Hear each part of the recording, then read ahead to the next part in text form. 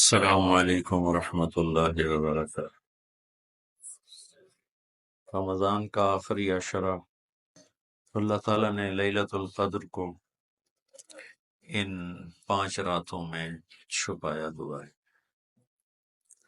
پہلے یہ تعیین کے ساتھ مقرر ہو کر آ رہی تھی۔ آپس کے جھگڑے ایسی نحوست ہیں کہ آپ خیمے سے باہر آئے، 2 صحابہ آپس میں ان کی کوئی تلخی ہوگی، ان کی آوازیں اونچی ہوں گی، جھگڑا بڑھ گیا تو آپ نے باہر تشریف لا کے فرمایا کہ میرے اللہ نے مجھے شب قدر بتا دی تھی کہ فلاں رات ہوا کرے گی، لیکن تم لوگوں کے جھگڑے کی وجہ سے اللہ تعالیٰ نے اس کو اٹھا لیا اور چھپا دیا، اور اب تم اسے طاق راتوں میں تلاش کرو، 21 میں، 23 میں، 25 میں، 27 میں، 29 میں اس کو تم تلاش کرو۔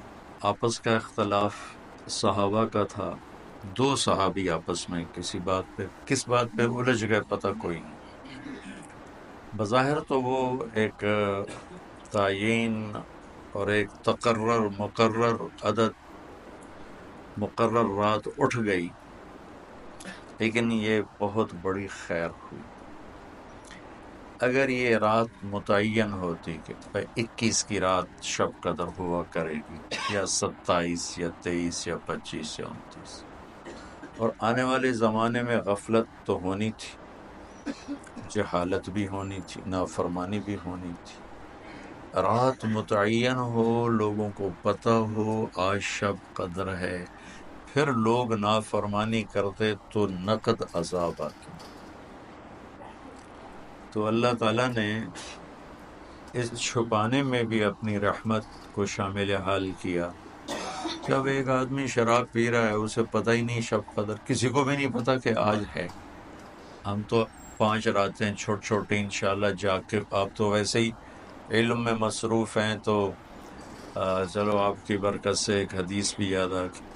ابو ہریرہ رضی اللہ تعالیٰ عنہ فرماتے ہیں مدارست العلم ساعتاً، دارس یدارس، ایک دوسرے کے ساتھ علمی محاورہ کرنا، یا جس کو آپ تکرار کہتے ہیں، مدارست العلم ساعتاً خیر من احیاء لیلۃ القدر عند الحجر الاسود۔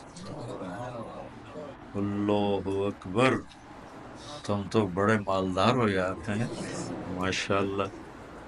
آپ کی رات اللہ کے فضل سے علم میں گزرتی ہے، تو اور لوگ بھی بیٹھے ہیں، میں ترجمہ کر دیتا ہوں۔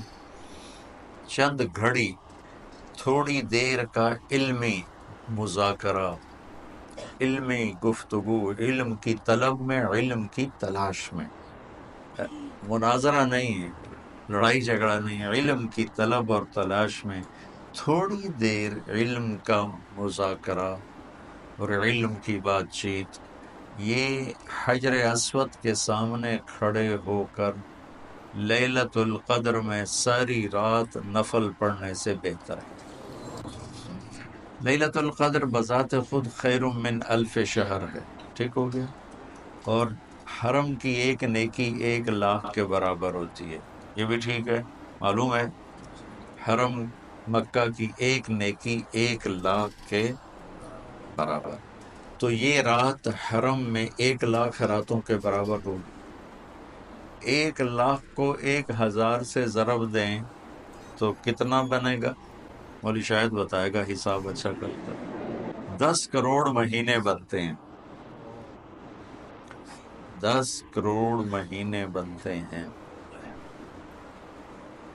تو 10 کروڑ مہینوں کے سال بناؤ، لاکھوں سال بنتے ہیں، ہزاروں سال بنتے ہیں۔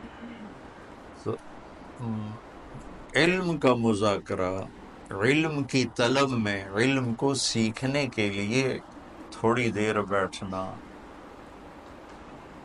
وہ حجر اسود کے سامنے لیلۃ القدر میں ساری رات نفل پڑھنے سے بہتر ہے۔ یہ تو ہو گیا عام دنوں میں۔ جب یہ علم کی طلب رمضان میں ہو تو ہر عمل پہلے ہی 70 گنا بڑھ جاتا ہے.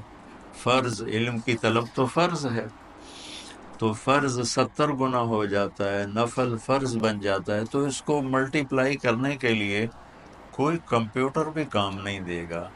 یہ آپ اللہ کے فضل سے آپ کی ساری ہم نے 25 کو چھٹی رکھی ہے، 2 راتیں گھر جا کے جاگ لینا، ایک 27 کی ایک 29 کی، تو انشاءاللہ. تو اب ویسے بھی آج کل راتیں چھوٹی ہیں، تو یقیناً ایک رات تو ہوگی اس میں.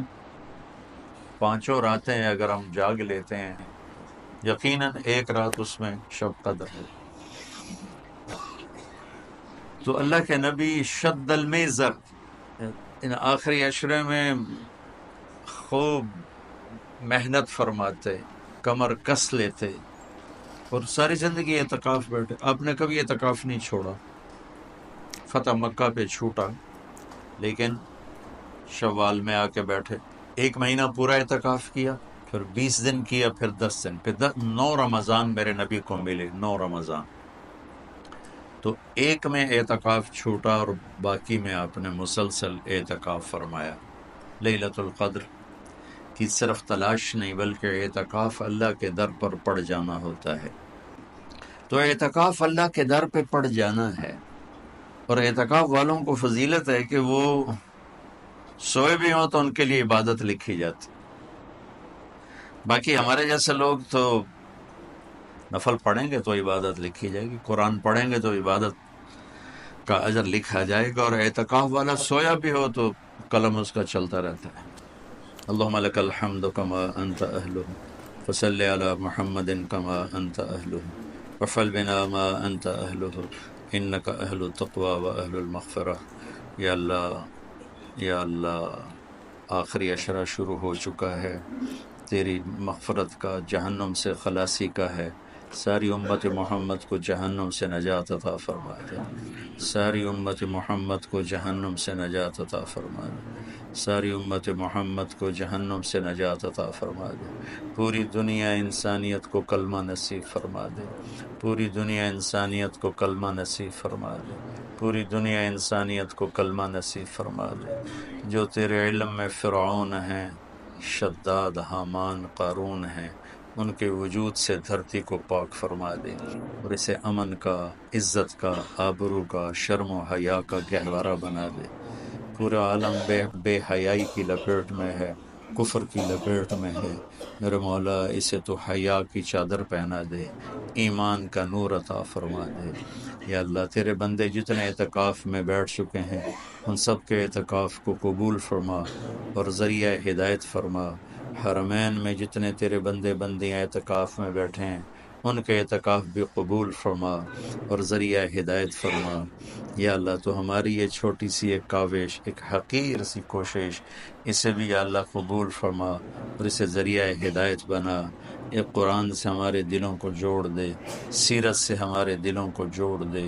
یا اللہ، اپنے محبوب کی مبارک زندگی ہمارے سامنے کھلی کی کتاب کی طرح کر دے، اور ہر عمل کو اپنے محبوب کے یا اللہ نور کی روشنی میں دیکھنے کی توفیق عطا فرما. پوری امت میں یا اللہ سیرت حاوی فرما. پوری امت میں یا اللہ اپنے محبوب والے اخلاق زندہ فرما. بد اخلاقی سے ہماری حفاظت فرما. میرے دیش کو چوری ڈاکے سے بچا، ظلم و ستم سے بچا، قتل و غارت سے بچا، جھوٹ فراڈ سے بچا، سود اور رشوت سے بچا. یا اللہ ملاوٹ اور کھوٹ سے بچا. یا اللہ میرے دیش سے تو بدکاری کے اڈے ختم فرما، شراب کے اڈے ختم فرما، جوئے کے اڈے ختم فرما. یا اللہ آنے والی حکومت نیک دل، رحم دل لوگوں کی نصیب فرما. ہمیں یا اللہ ایسے لوگوں کے حوالے نہ فرما جو بددیانت ہوں، جو دھوکے باز ہوں، جو مفاد پرست ہوں. ہمیں ایسے لوگوں کے حوالے فرما جو ملک کے، قوم کے، عوام کے خیر خواہ ہوں، ان کے درد کو اپنا درد سمجھیں اور ہمارے غم کو اپنا غم سمجھیں، ہمارے دکھ کو اپنا دکھ سمجھیں. ہمیں ایسے نیک لوگ نصیب فرما. یا اللہ جہاں جہاں یہ میرے ساتھ لوگوں نے ہاتھ اٹھائے ہوئے ہیں تو سب کے حق میں ان کی دعائیں قبول فرما، ان کی حاجات کو پورا فرما. آمین.